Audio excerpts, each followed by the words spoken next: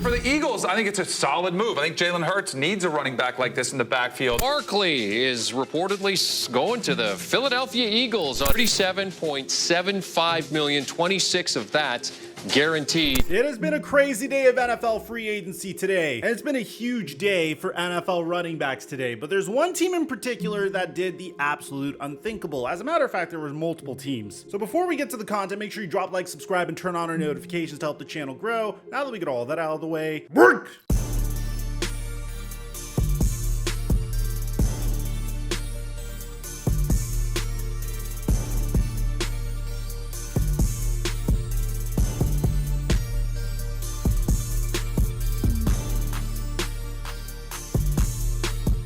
Look right over here, you'll see all of these wonderful human beings that have been able to make some money by playing Prize Picks. And I give away my picks for free each and every day on my Instagram at @TheFlightMike and Snapchat at FlightMikeSnap. And right now they're hooking up my subscribers fat when you use my promo code FlightMike when you sign up for Prize Picks. And thank you, Prize Picks, for the sponsor. Mic check 1 2 1 2. What's going on, everybody? Last year, a bunch of NFL running backs got together and voiced their frustrations over the fact that none of them were getting long-term contracts. They felt like they were being used. How could they not feel used? You could select a running back with your first round pick and then keep him for 5 years and then franchise tag him for an additional 2 years. That's 7 years of a running back, and you never have to sign him to a long-term contract. This was a very big problem for a lot of running backs in the NFL. And the first running back to break the mold and make sure he secured a long-term contract was none other than Jonathan Taylor. Jonathan Taylor got a huge contract extension after being a second-round running back and rewarded the Indianapolis Colts with playing half the season, being injured, and having a sub 1,000-yard receiving season. Regardless, I said this was a great move by the Indianapolis Colts, considering the fact that Jonathan Taylor got the contract when he was 24 years old. So going into free agency this year, we were all looking at the running back position to figure out what the market was going to be for these running backs. This is the deepest running back class in recent memory. Players like Josh Jacobs, Tony Pollard, DeAndre Swift, and the cream of the crop of this class, Saquon Barkley, were all available to sign for teams that needed them, in addition to Derrick Henry. So we opened up this morning with some chilling news, particularly if you're me and you're a Dallas Cowboy fan, by finding out that the Chicago Bears are signing DeAndre Swift to a 3-year, $24 million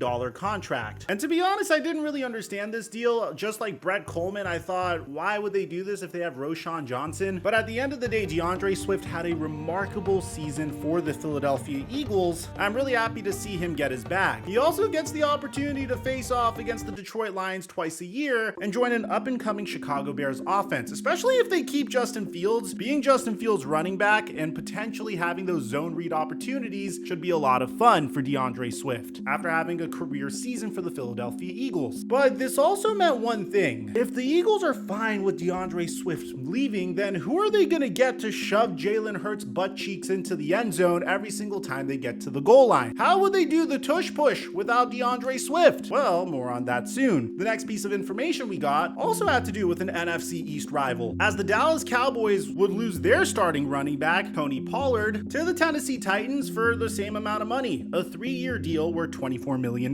Now, I'm wishing TP the best. I obviously wanted to see him break out this season, and I thought he had a great opportunity to break out this season. I think the reality is he wasn't the same player after suffering the injury that he did during his 2023 playoff matchup versus the San Francisco 49ers. But obviously, I wish him the best. I hope he has a lot of success in Tennessee. They're trying to build something special down there, and I'm happy that he could get his bag. Do I feel really disappointed as a Cowboy fan losing him? No, not really, because I don't think he was the same version of himself this past year. But I will admit, a part of me was a little nervous because the Cowboys wanted to keep Tony Pollard. Josina Anderson's understanding is that the Cowboys are not currently expected to be at the top of the running back market compensation-wise in free agency. Dallas is expected to continue to survey the market within their range and, of course, within the draft accordingly. My personal prediction for the Cowboys is going to be Derrick Henry because he's 30 years old and he's not going to command that much money. But Diana Rossini even echoed this, saying that the Cowboys were in on Tony Pollard. The Giants and Vikings had their eye on him too, but he took took the bigger payday with Tennessee per sources, and I think that's the right play if you're a running back in this position in his career. Now, things would just get crazier from here because, again, you would hear that the Eagles and the Texans were in this bidding war for Saquon Barkley. Josina Anderson even saying, "I'm told the Eagles are showing interest in Saquon Barkley." Per source, we'll see how things continue to develop for Saquon league-wide. And it was between the Houston Texans, which apparently Quan was being heavily recruited by CJ Stroud, and the Philadelphia Eagles, who were giving him more money. So between the Eagles' financial offer and the chance to play the Giants twice a year are both appealing to Saquon Barkley per league source. Texans are heavily involved though with former Penn State football star at launch of free agency. Barkley has been recruited by CJ Stroud through the process. It's really funny because there's this one 10-year-old tweet of Saquon Barkley saying, "I hate the Eagles, but I would love to see Mark Sanchez win a ring." But we would have to put that on pause. What's going to happen with Saquon Barkley? In the meantime, we found out that Josh Jacobs agreed to a contract with the Green Bay Packers. According to Ian Rappaport, the Packers are expected to sign Josh Jacobs, sources tell me, and Tom Pelissaro. So far, we didn't hear anything about Aaron Jones. So I think the plan for the Green Bay Packers is to move forward with Aaron Jones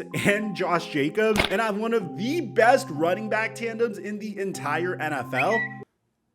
Oh, never mind. He just got released. A lot of people thought that the Packers were going to keep Aaron Jones and pair him with Josh Jacobs, but then the Packers informed Aaron Jones that he is being released. So now Aaron Jones is a free agent. Eventually, we would finally find out Saquon Barkley's fate. And it was a very splashy day for the Philadelphia Eagles. As according to Adam Schefter, the Philadelphia Eagles have reached an agreement with Saquon Barkley on a 3-year, $37.75 million contract that could be worth up to $46.75 million and includes $26 million fully guaranteed at signing. So first of all, this is awesome for Saquon because he beats his franchise tag number and has a maximum average per year salary of nearly $16 million, which would be the second highest for a running back in NFL history. From the perspective of just really being happy for an individual, Saquon Barkley turned down a 3-year, $36 million contract from the New York Giants in the middle of the season 2 years ago. They then eventually franchise tagged him for about $11 million before he agreed to a 1-year extension for about that price. So to see him hit the open market after what was a relative down year for him and then get this type of contract, I'm just happy for Saquon Barkley, the person. Now, in terms of how good this contract is, it's probably as risky as you can get if you're the Philadelphia Eagles. Saquon Barkley is a splashy name, but if there's one thing that I always associate with Saquon Barkley, it's inconsistency. Last year, he averaged 3.9 yards per carry, but last year he was on the New York Giants offense with a terrible offensive line, horrible quarterback play. Every single defense knew that Saquon Barkley was the entire offense. So obviously in those circumstances, you're not going to perform really well. In the year prior, he had a resurgent season for the Giants with a 4.4 yards per carry average for over 1,300 rushing yards. But then there's the question of his durability. You're paying Saquon Barkley the second most a halfback has ever been paid in NFL history for his age 27 to 30 season. And this is a guy that historically has been injured a lot. So it's a coin flip. I'm not saying that there's definite doom and gloom, but that is a lot of money for a player that could or could not work out. And if Saquon Barkley gets injured, the entire Philadelphia Eagles are going to collapse. Now, don't get me wrong, very exciting name, very exciting player whenever he's fully healthy, very, very risky signing. And I'm not going to say it's going to fail for sure, but it's certainly not going to succeed for sure. I would say there's a better chance of it failing than succeeding, primarily because of the price tag. Whenever you allocate that much money to a running back at this stage of his career, you're banking on him to have a Christian McCaffrey-like effect on your team, which in the case of the San Francisco 49ers, trading for Christian McCaffrey made a lot of sense, but they didn't even sign Christian McCaffrey to a contract extension yet. McCaffrey's getting paid $11.8 million in 2024, counts 14.1 against the cap before he gets paid $12 million in 2025. It's a relatively solid contract considering that this man is literally the entire offense for the San Francisco 49ers. The Eagles are essentially saying that Saquon Barkley is going to be way, way more. So I don't want to come from a perspective of hating on the Philadelphia Eagles, because if the Dallas Cowboys signed Saquon Barkley to this amount of money, I'd have the same concerns. We'll just have to wait and see. I'm a bigger fan with what the Eagles did with Bryce Huff, to be honest. is signing him to a 3-year, $51.1 million